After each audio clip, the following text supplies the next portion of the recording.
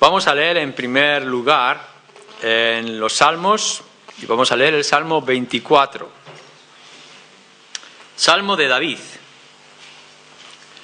De Yahvé es la tierra y su plenitud, el mundo y los que en él habitan, porque él la fundó sobre los mares y la afirmó sobre los ríos. ¿Quién subirá al monte de Yahvé? ¿Y quién estará en su lugar santo? El limpio de manos y puro de corazón, el que no ha elevado su alma a cosas vanas ni jurado con engaño. Él recibirá bendición de Yahvé y justicia de Dios de salvación. Tal es la generación de los que le buscan, de los que buscan tu rostro, oh Dios de Jacob. Alzad, oh puertas, vuestras cabezas, y alzaos vosotras puertas eternas, y entrará el Rey de Gloria. ¿Quién es este Rey de Gloria? Yahvé el fuerte y valiente, Yahvé el poderoso en batallas. Alzad, oh puertas, vuestras cabezas, y alzaos vosotras puertas eternas, y entrará el Rey de Gloria. ¿Quién es este Rey de Gloria? Yahvé de los ejércitos, Él es el Rey de la gloria. Evangelio según Juan, capítulo 5, versículo 39, dice, es el Señor Jesús hablando, escudriñad las Escrituras, porque a vosotros os parece que en ellas tenéis la vida eterna, y ellas son las que dan testimonio de mí. Y no queréis venir a mí para que tengáis vida. Gloria de los hombres no recibo. Mas yo os conozco, que no tenéis amor de Dios en vosotros. Yo he venido en nombre de mi Padre y no me recibís. Si otro viniere en su propio nombre, a ese recibiréis. ¿Cómo podéis vosotros creer? Pues recibís gloria los unos de los otros y no buscáis la gloria que viene del Dios único. No penséis que yo voy a acusaros delante del Padre. Hay quien os acusa, Moisés, en quien tenéis vuestra esperanza. Porque si creyeseis a Moisés, me creeríais a mí, porque de mí escribió él. Pero si no creéis a sus escritos, ¿cómo creeréis a mis palabras?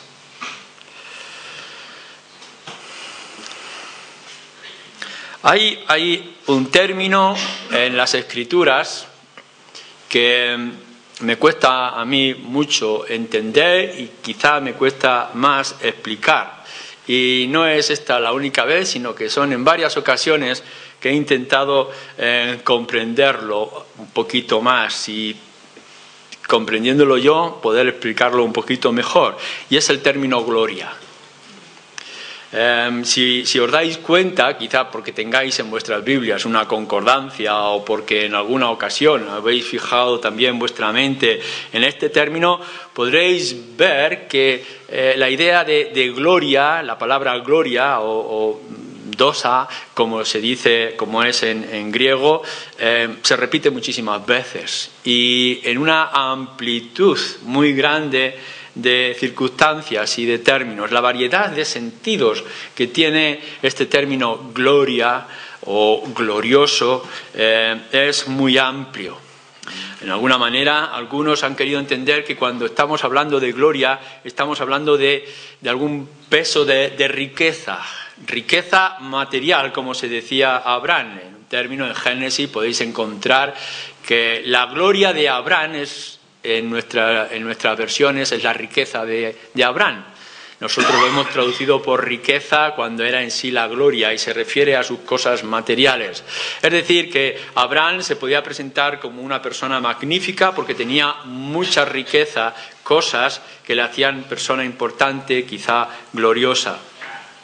O en otra ocasión, cuando se tiene que hablar de José, que está en Egipto y ha conseguido una posición de honor, en nuestras versiones que se dice la honra de José, el honor de José, es también el término de gloria, la gloria de José en Egipto, que había pasado de ser un esclavo a ser segundo de todo Egipto. Por eso cuando se habla de gloria, podemos entender, por ejemplo, que se está hablando de algún tipo de poder o de alguna forma de resplandor y de majestad. De tal manera que incluso se puede utilizar, por supuesto, con respecto a Dios, la gloria de Dios o la gloria de Cristo, como tenemos aquí en nuestro pasaje y que miraremos, o puede ser de la gloria de la persona, la gloria de la Iglesia también, la hermosura de la Iglesia en alguna manera, o podemos hablar de ir a la gloria y estaremos en gloria, en el reino de gloria, o podemos ponerlo de una manera negativa y hablar de nosotros como gloriarnos, es decir, echarnos gloria, echarnos peso, decir que buenos, que grandes, que fantásticos, ricos somos nosotros mismos, cosa que se condena en las Escrituras. Por eso lo podemos ver en tantos lugares, de tantas formas. Lo que hay que hacer cuando intentamos comprender esta gloria y la entendemos en la persona de Dios o de su Hijo, nos tendremos que limitar, por ejemplo, al contexto bíblico. Si vamos a todo lo que es alrededor, lo que pueda significar en muchos contextos hoy en día, incluso nos podríamos liar mucho más.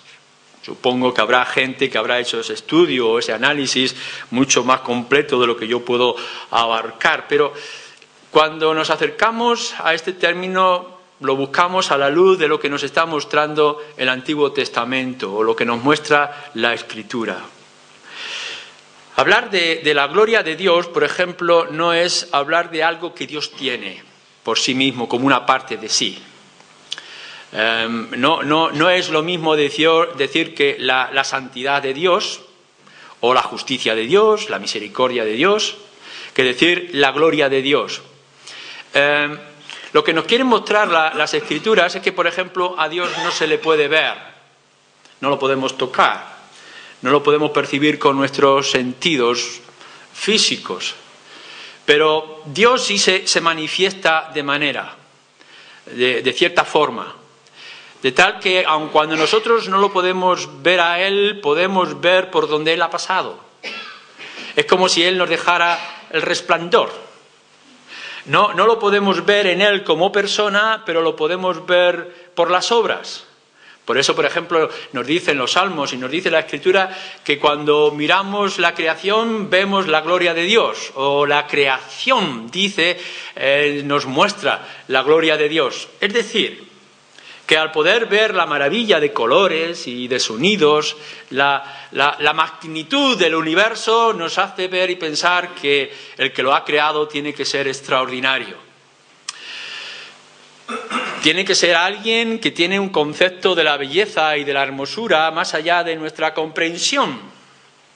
Por tanto, no podemos ver a Dios y no podemos decir qué hermoso es Dios, porque lo hemos visto físicamente. A lo más que se le pudo ver, se nos dice, es la espalda de Dios cuando la ve Moisés, o podemos escuchar su voz cuando Dios quiere dejarse oír, pero lo que sí podemos sentir es su presencia. Es tal de la forma en que, por ejemplo, el pueblo de Israel no podía entrar en un tabernáculo, una tienda hecha de telas y de pieles, porque allí estaba la gloria de Dios. Y cuando por fin Salomón construye un inmenso templo, hecho fijo, firme, como la casa de Dios, no puede entrar porque Dios estaba allí en su gloria y en su majestad. Lo único que podía decir es que como una especie de humo lo llenaba.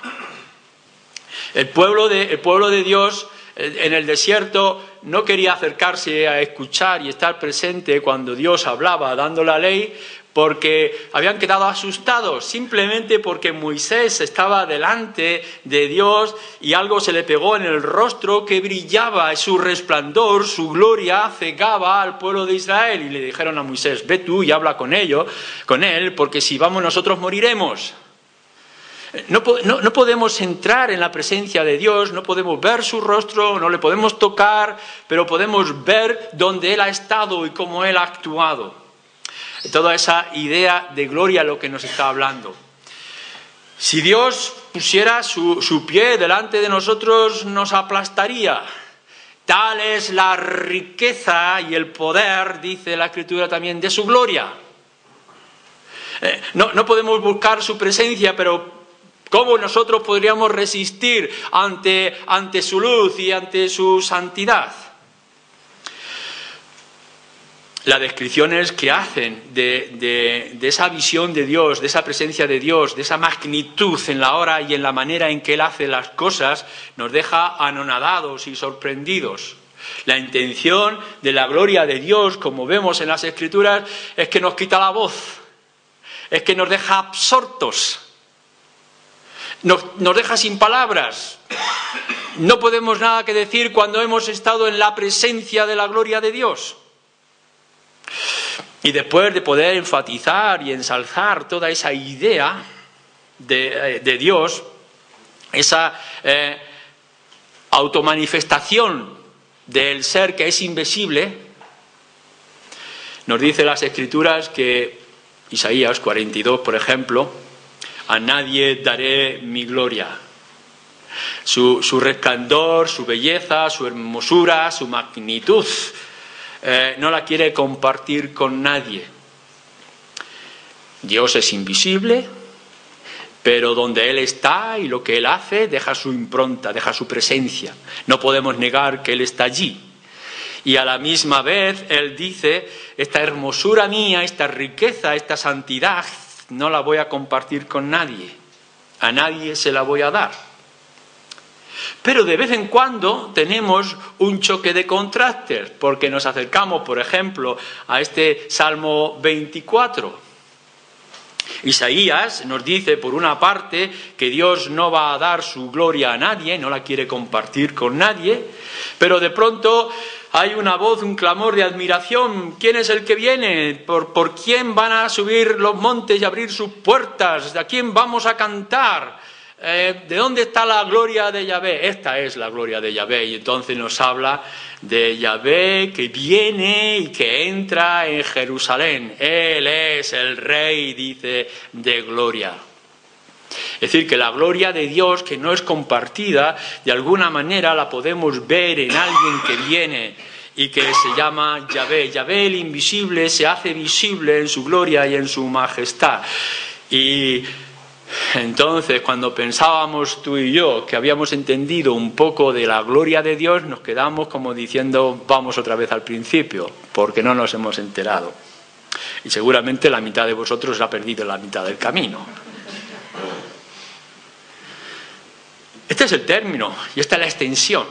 Desde el primer libro de las Escrituras hasta el último libro vais a poder encontrar esta idea acerca de la gloria, o de darle gloria, o de Él dar gloria de Dios.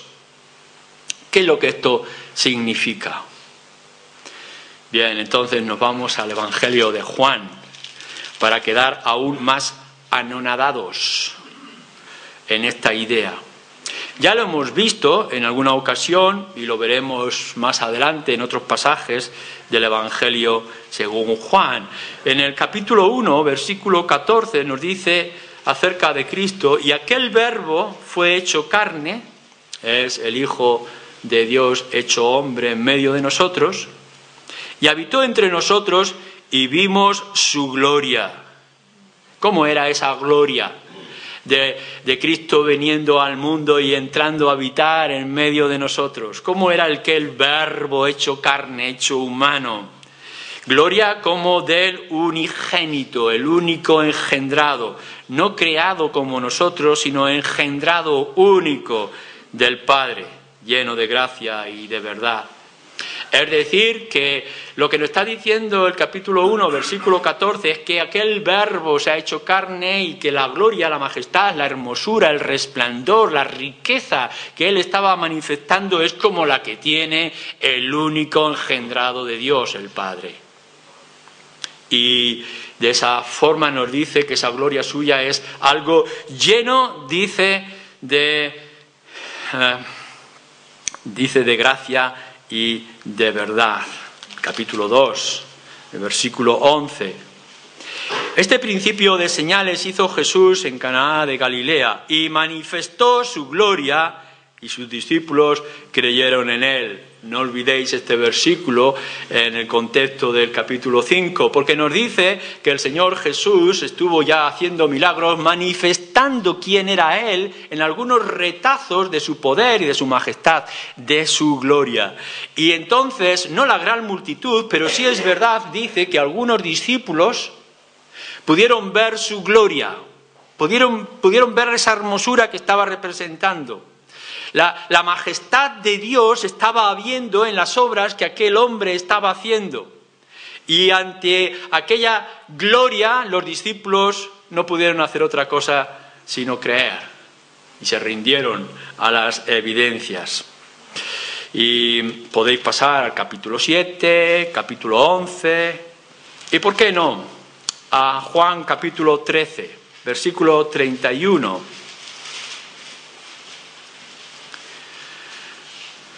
Entonces, cuando hubo salido, dijo Jesús: ahora, dice, es glorificado el Hijo del Hombre, y Dios es glorificado en él. Es el momento muy especial, solemne, donde se está despidiendo ya de sus discípulos, porque va a entrar en lo que será el juicio y la muerte del Señor Jesús. Y ahí hay unas palabras solemnes y especiales que deberíamos de recordar. Y en medio de toda esta situación, el Señor dice, bueno, ahora es lo que estábamos esperando, y tiene que venir la hora, nos dice anteriormente, y ahora es cuando el Hijo del Hombre, el Verbo hecho carne, debe de ser glorificado. Y sabemos cómo es glorificado: cuando nuestro Señor Jesucristo se ha puesto en alto y crucificado por nuestros pecados. Pero lo extraordinario que nos está diciendo aquí no es únicamente que el Señor Jesús será glorificado cumpliendo su tarea, lo ha cumplido perfectamente, ha consumado la obra, sino que además nos dice, entonces, es en ese momento cuando nuestro Señor Jesucristo, la gloria hecha carne que se manifiesta en medio de nosotros y que la podemos ver, va a hacer que Dios sea glorificado. No quiere decir que esta acción vaya a darle más hermosura a Dios. Cuando dice que nosotros glorificamos a Dios, no es que nosotros añadamos nada de lo que Dios es y de lo que Dios tiene. Pobre de nosotros, si pensáramos que nosotros glorificando a Dios vamos a arrimarle unas cuantas monedas, una poca de luz a Él que es resplandor y que es el Rey del universo. Lo que está diciendo es que vamos a manifestar lo que Él es, vamos a hacer conocido, vamos a hacer visible su grandeza y su riqueza y su hermosura.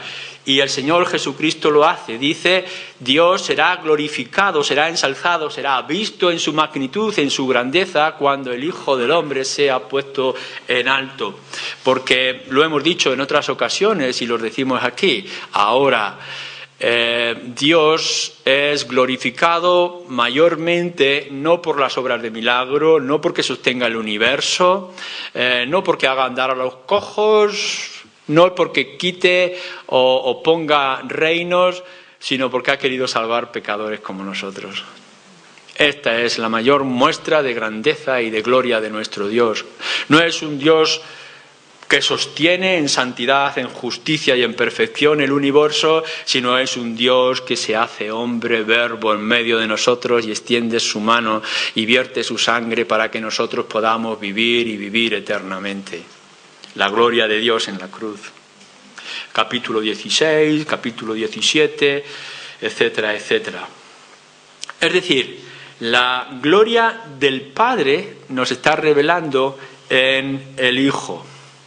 Esto es lo que nos está tratando en el capítulo 5, que nuestro Señor Jesús, en el tiempo en que estuvo aquí en la tierra, una de las tareas que estaba haciendo es traer la gloria de Dios al mundo.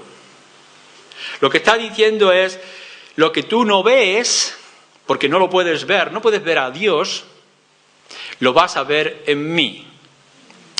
Y lo que tú no puedes sentir de Dios, porque no puedes estar en su presencia, lo vas a sentir en mis obras.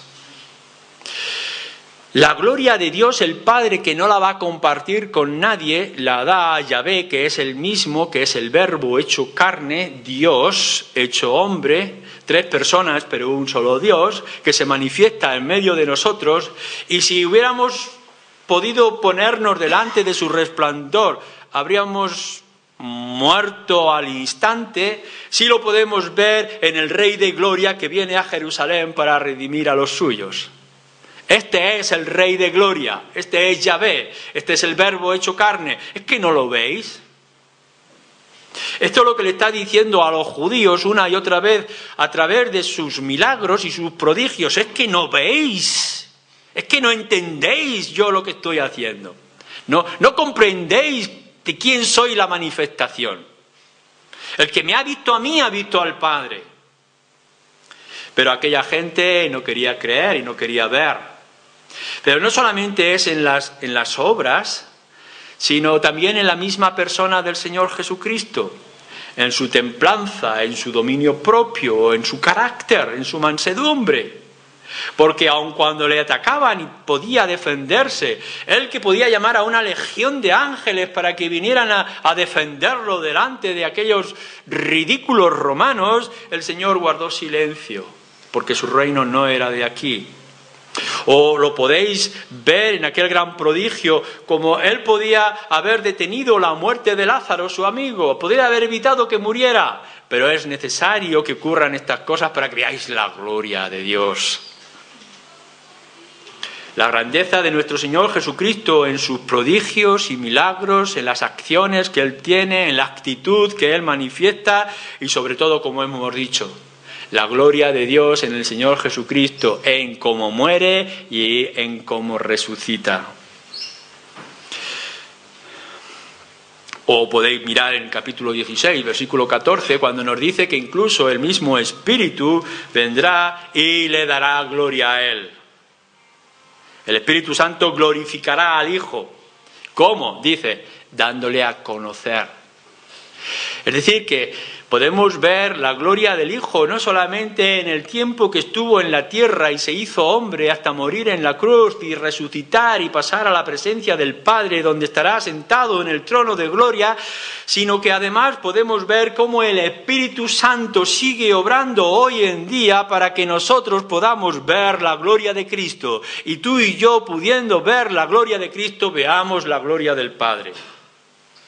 Una y otra vez se nos repite toda esta acción. Ahora bien, aun cuando no podemos abarcar ni poder comprender toda esta definición de gloria, sí que podemos entrever algo de la gloria del Padre en el Hijo.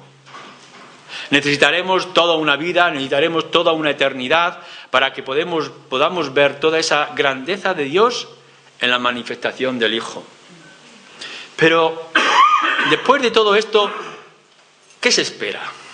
O sea, ¿qué estaba esperando nuestro Señor Jesús de aquella gente, de los judíos, y qué espera de ti y de mí? ¿Qué es lo que esto implica para nuestras vidas? ¿Tiene algún significado que Dios se manifieste y se muestre a sí mismo en sus obras y se manifieste en el Hijo? ¿A qué nos quiere motivar? Bueno, hay una cosa importante si leéis el versículo 41, capítulo 5, versículo 41. Literalmente diría esto para que lo podamos entender. Gloria de los hombres no acepto. No es que no reciba porque los hombres no la quieren dar. Lo que nos está implicando la frase es que el Señor Jesucristo no quiere la gloria de los hombres. Bien, pero no es nuestro Señor Jesús la gloria del Padre que viene en medio de nosotros. ¿Por qué ahora nos dice el Señor Jesucristo que ante aquellos judíos Él rechaza la gloria que le puedan dar y le pueda expresar? Lo dice el versículo 42, porque el amor de Dios no está en vosotros. Mirad, esto es importante. Es verdad que por naturaleza la criatura tiene que ensalzar a su Creador. El simple hecho de que un niño nace nos está diciendo que tenemos un Dios muy grande.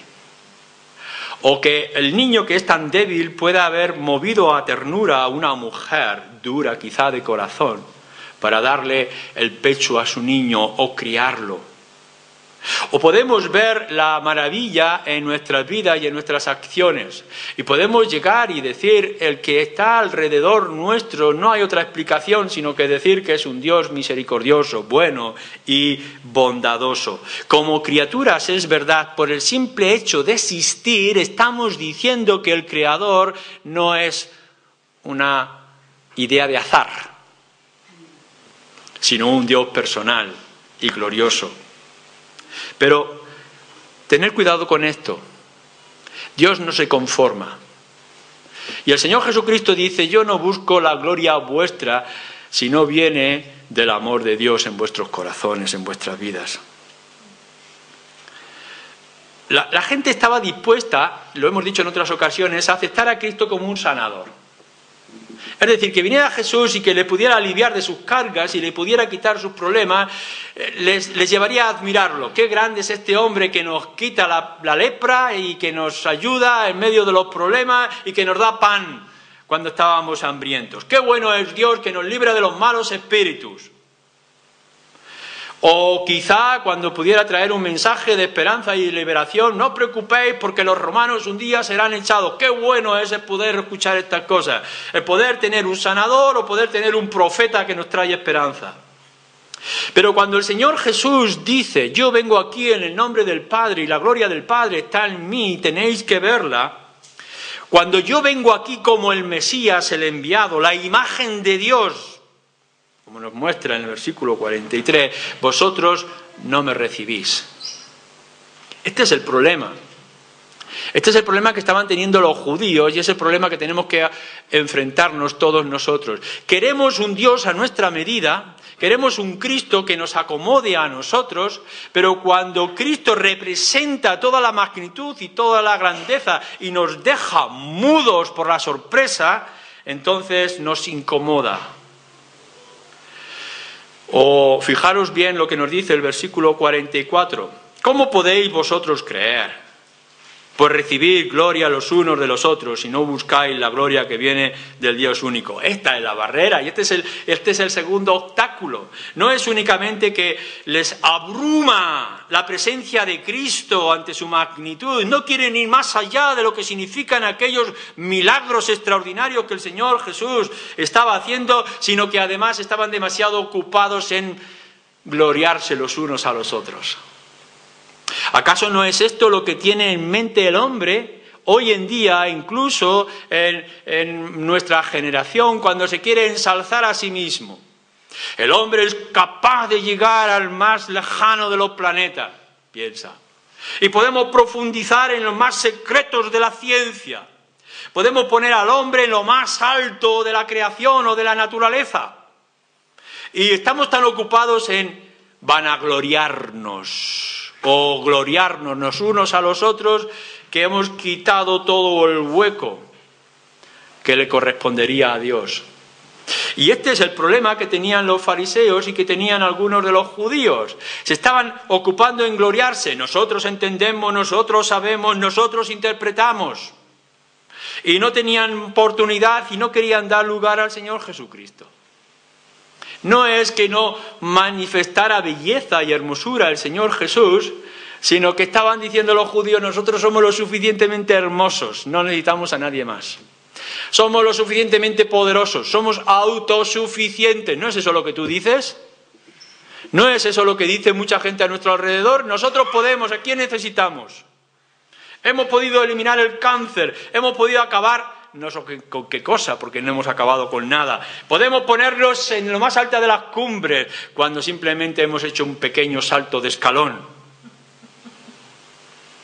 Pero claro, estamos muy ocupados en vanagloriarnos, en ensalzarnos a nosotros, que no dejamos lugar para ensalzar a aquel que viene en el nombre del Padre y que trae la gloria en nosotros. No ven, no buscan, no quieren la gloria del Señor. La gloria de Dios que viene en medio de nosotros. En otras palabras, lo que nos está diciendo no es que no haya manifestación de luz, es que no queremos ver. es que hemos cerrado los ojos. Pero ¿qué es lo que Dios estaba buscando? Él dice, mira, yo no quiero vuestra gloria, no quiero que me ensalcéis, no quiero que reconozcáis nada, si no viene del amor de Dios que esté en vosotros. Yo sé que estáis demasiado llenos de vosotros mismos, que estáis autosatisfechos en vuestra situación, tradiciones y leyes, pero yo busco que me glorifiquéis, yo quiero que el hombre me glorifique. ¿Cómo es esto? ¿Cómo lo podemos entender? Bien, lo que ha hecho Dios el Padre es que quiere que le honremos, le ensalcemos, le sirvamos, viendo su gloria en Cristo. Lo veremos el próximo domingo cuando escarbemos en el libro de Moisés, pero lo que nos está mostrando es, fijaros, podemos ver algo de la hermosura de Dios en la creación. O si pudiéramos poner, como algunos hacen, un pequeño pájaro, una mariposa, ponerlo a uno de nosotros, delante de nosotros y decir, fijaros aquí la belleza, la perfección de la formación de esta persona, de esta criatura, y cómo podemos ver la mano equilibrada y hermosa del Creador en formar esta criatura. La creación, el universo, cuando lo vemos en su magnitud infinita que no podemos abarcarlo, o cuando lo podemos ver en esa profundidad del microscopio. Nos deja aturdidos toda la grandeza de Dios en la creación y en las manifestaciones, pero esto no es suficiente. No es únicamente que podamos decir, qué grande es Dios, que yo le ruego por la noche y cuando me levanto tengo el pan y la leche para poder desayunar, o que me puede ayudar en los momentos de desequilibrio que puedo encontrarme en la vida. Pero esto no es suficiente.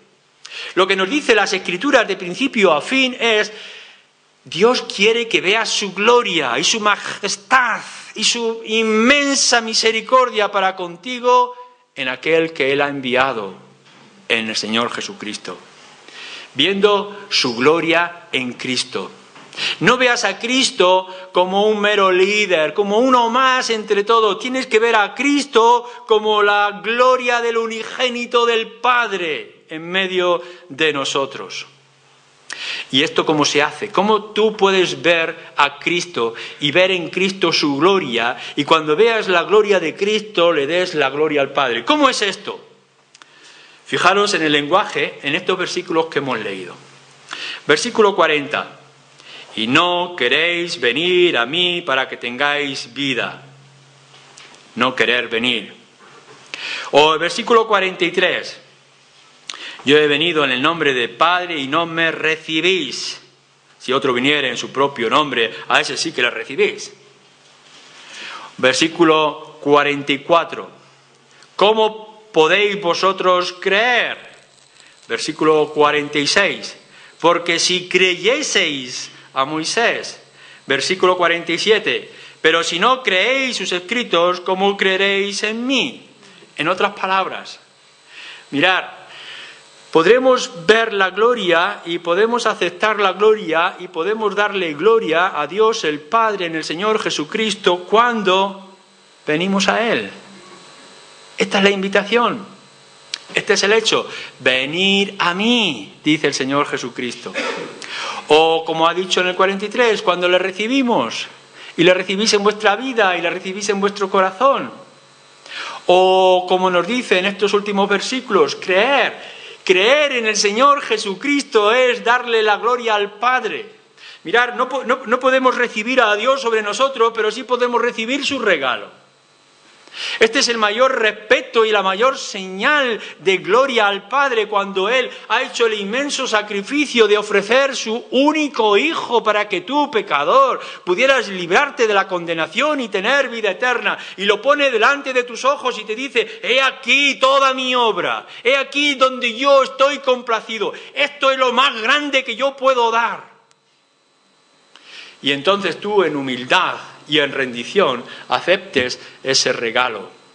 No te está diciendo que hagas nada extraordinario, no está diciendo que desencajes tus ojos o que tengas que ensanchar tu corazón para sentir más o que tengas que hacer más grande tu cerebro para comprender las cosas. Lo único que está diciendo es, Dios ha manifestado toda su gloria y majestad más allá de lo que tú pudieras comprender en la persona y en la figura de su Hijo Jesucristo. Y lo que tienes que hacer es venir a Él. recibirle, poner tu confianza en Él. Acepta el regalo. Haz a Cristo el Salvador de tu alma. Convierte a Cristo en el Señor de tu vida. Hónrale con todos tus actos. Proclama su nombre en todos los lugares. Esto es darle gloria a Dios. El Señor no quiere que escales montañas o que respires y resistas bajo la presión del mar en lo más profundo. No quiere que descubras nuevos planetas ni que soluciones los grandes problemas del mundo. Lo que Él quiere, lo que más gloria le da, no es lo que te ensalza a ti o te enriquece a ti, sino lo que hace descubrir la bondad, la misericordia y la obra de Dios el Padre. El Señor Jesús dice: estoy sorprendido. No quiero nada de vosotros si no viene de un corazón lleno del amor del Padre, porque estáis llenos de vosotros mismos.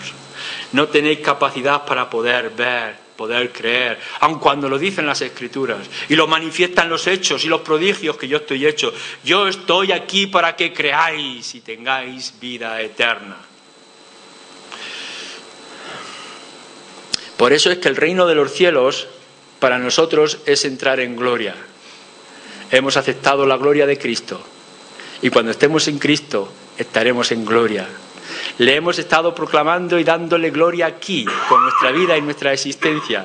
¿Qué otra cosa podemos esperar que estar delante de su belleza y que sea esa, su belleza, su poder y su majestad, la que nos alimenta y nos sostiene durante toda la eternidad? Ven a Él, recíbele, pon tu confianza en Él y así a Él sea toda la gloria. Amén.